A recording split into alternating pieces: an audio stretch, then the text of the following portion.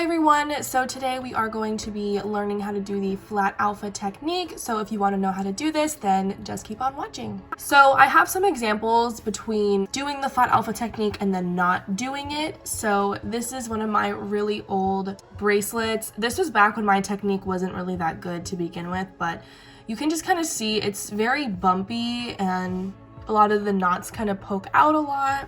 Same with this one, it's just very, very bumpy and kind of rigid, just not great. And then this is an example of doing the flat alpha technique. It just looks very cohesive. I guess I could try to do a side view. You can see how like thick the bracelet looks. This one is also with the flat alpha. And then this one has a lot of color switches, but it still looks so much better with the flat alpha. This technique is like specifically for alpha patterns, so if you have a normal pattern, then this isn't going to work, but normal patterns aren't usually bumpy anyway, so you don't really need to worry about it. This is the pattern that I'm going to be doing today. This is the same pattern I was using for my alpha straight edge technique. I'm just like using the same bracelet pretty much. We're starting this bracelet kind of like halfway down, so I am on this row right here.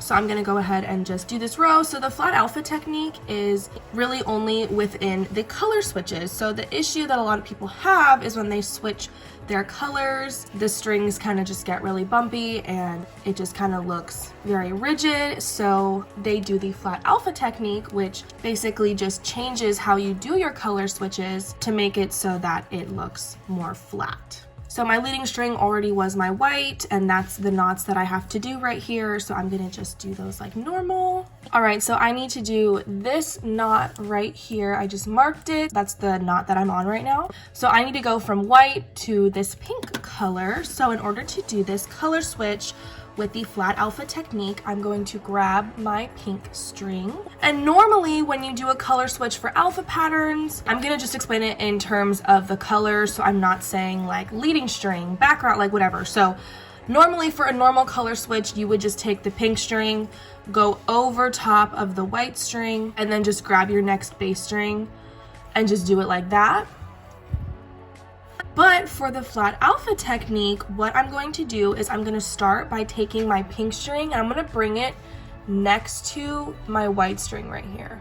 So I'm not going to bring it over top of it. I'm going to kind of go underneath and bring it next to my leading string.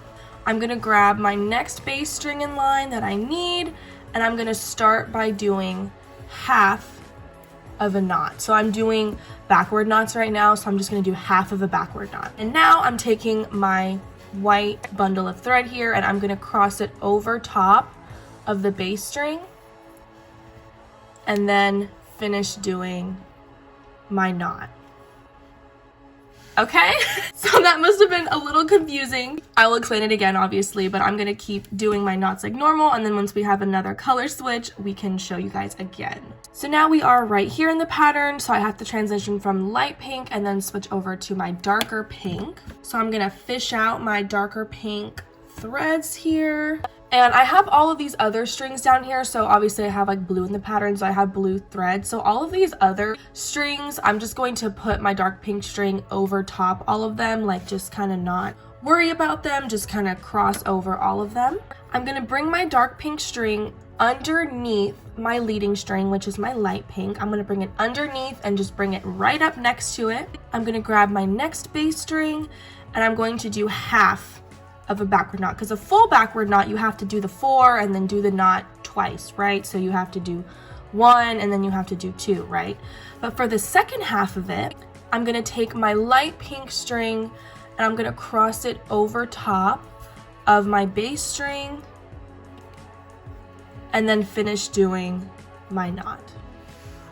And then the light pink, I'm gonna just bring off to the side and then just use my dark pink string as my new leading color.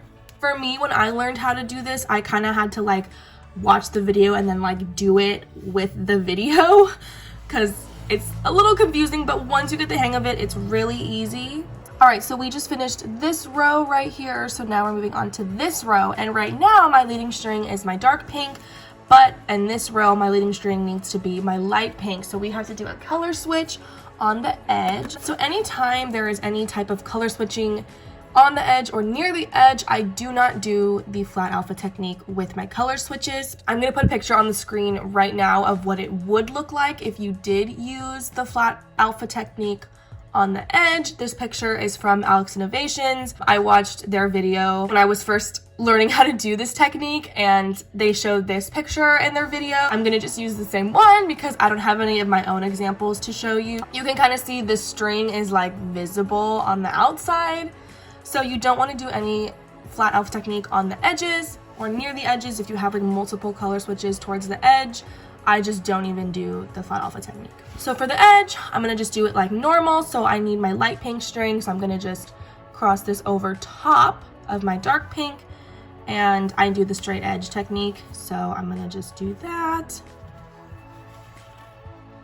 just like normal, and there's no switching colors or anything. It's just a normal color switch, just because it's on the edge. So I am right here in the pattern, so I have to switch from light pink to white. So in order to do this, my leading string is my light pink. I'm gonna zoom you in a little closer so we can get all up and personal with what's going on here. So in order to do this color switch, I need to change my leading string from pink to white. So I'm gonna start by grabbing my bundle of white thread right here, and I'm going to bring this across and underneath my pink string. It's already in the right position because I just ended my white string right up here, so it's still here pretty much. But I'm gonna bring it over and underneath my light pink and bring it up right next to it. And I'm gonna just grab my bass string, and I'm gonna just do half of my knot without crossing over any of my other strings or anything. So just do half of my forward knot.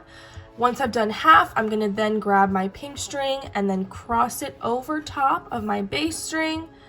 And then I'm going to finish the rest of my knot like so. And then this pink string can just go off to the side, and we can just keep doing our knots like normal. I usually have to kind of hold it down because sometimes it kind of pokes through. So I like to kind of hold it down just to get it out of the way so I can keep doing my knots. All right, I have one more color switch from here to here. So I need to go from white to pink again. So I have my white string leading, which is this one right here. I know it's a little confusing because my bass strings are white, so I'm trying to show you. I'm gonna take my pink string and I'm going to cross it underneath my leading string and bring it right up next to one of my bass strings. And I'm going to do half of my forward knot. And then once I've done half, I'm gonna take my white string, cross it over top of my bass string, and then finish up the rest of my knot, just like so. Another thing you can do to keep in mind when you are doing this technique, so let's say for example, I just did a pink knot, maybe my next knot was supposed to be white. It's not, but just for the sake of this, I will just pretend it's white. So my white string is like already right here. So this is my bundle of thread here, so it's like already here. So if my next string was white, I could literally just immediately do the next knot like that.